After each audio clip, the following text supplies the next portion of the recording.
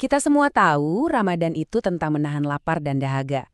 Tapi ada dimensi yang jauh lebih dalam, jauh lebih spiritual. Nah, di sini kita akan coba kupas tuntas kekuatan transformatif Ramadan buat nemuin esensi sejatinya lebih dari sekedar ritual fisik. Kutipan dari sahabat Nabi Ibnu Mas'ud ini langsung menusuk ke inti persoalan. Persiapan sejati buat Ramadan itu ternyata bukan soal nyiapin makanan atau jadwal, tapi tentang pembersihan batin, memastikan hati kita ini bersih, suci, sebelum bulan yang mulia ini tiba. Nah, ini yang membawa kita ke tahap pertama dan paling fundamental, menyiapkan hati.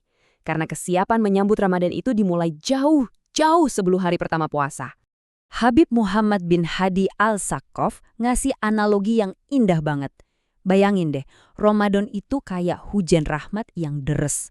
Nah, buat menampung hujan itu, wadah kita, yaitu hati kita, harus bersih.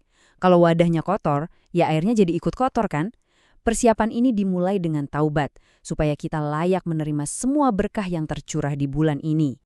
Jadi kuncinya ada di sini, menetapkan niat yang kuat. Ini bukan sekedar daftar keinginan biasa loh, ini adalah kompas spiritual kita selama sebulan. Setiap niat dalam daftar ini bisa mengubah tindakan yang tadinya rutin jadi ibadah. Dengan niat yang benar, bahkan tidur kita untuk ngumpulin energi pun bisa jadi ibadah yang pahalanya luar biasa. Oke, sekarang kita lanjut. Gimana sih persiapan hati tadi bisa terwujud dalam ritme harian kita selama Ramadan? Gimana caranya mengubah rutinitas jadi kesempatan buat koneksi spiritual yang lebih dalam?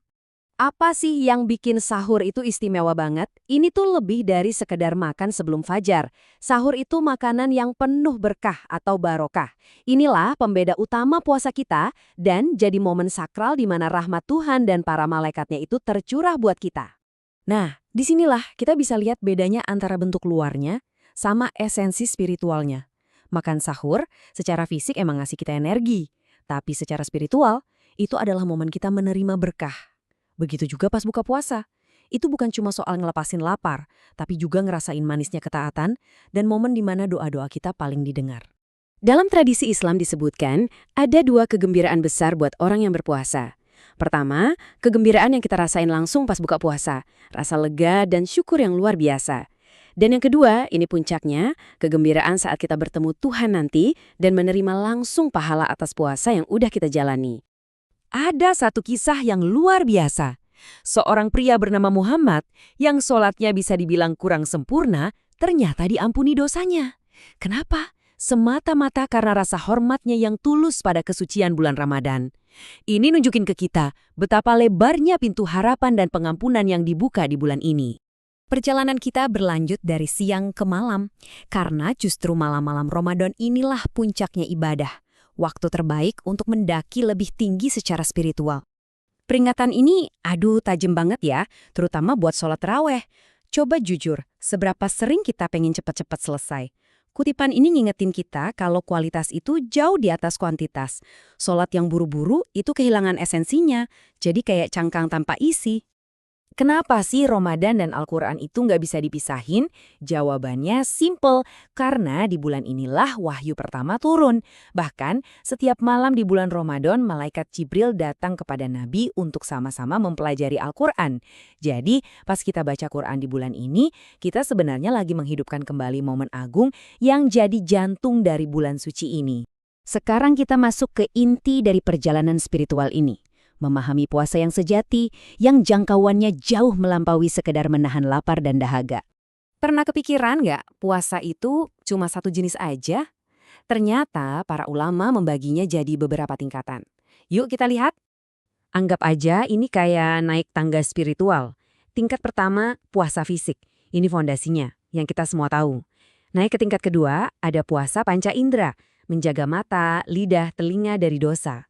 Dan puncaknya, tingkat ketiga, puasa hati, di mana fokus kita sepenuhnya hanya untuk Tuhan.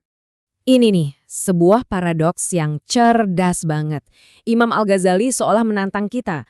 Tujuan puasa kan buat naklukin nafsu. Tapi gimana itu bisa tercapai kalau pas buka puasa kita malah balas dendam, memuaskan semua keinginan yang tertunda, bahkan mungkin lebih?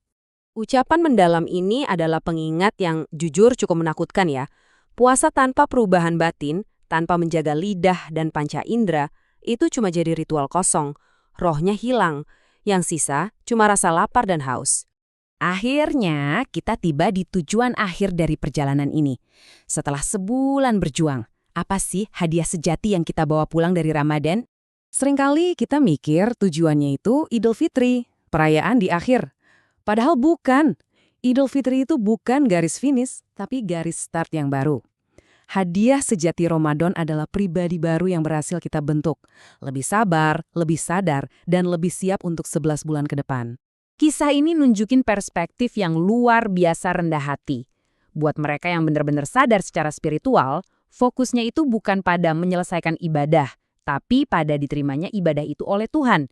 Ini semua soal kualitas dan keikhlasan, bukan sekedar nyentang daftar tugas. Jadi, inilah pertanyaan terakhir buat kita renungkan bareng-bareng. Bulan Ramadan pasti akan berakhir, tapi apakah pelajarannya akan bertahan? Gimana caranya kita membawa disiplin, kesabaran, dan kedekatan spiritual ini ke dalam kehidupan kita sehari-hari? Karena transformasi sejati itu bukan acara musiman, tapi perjalanan seumur hidup.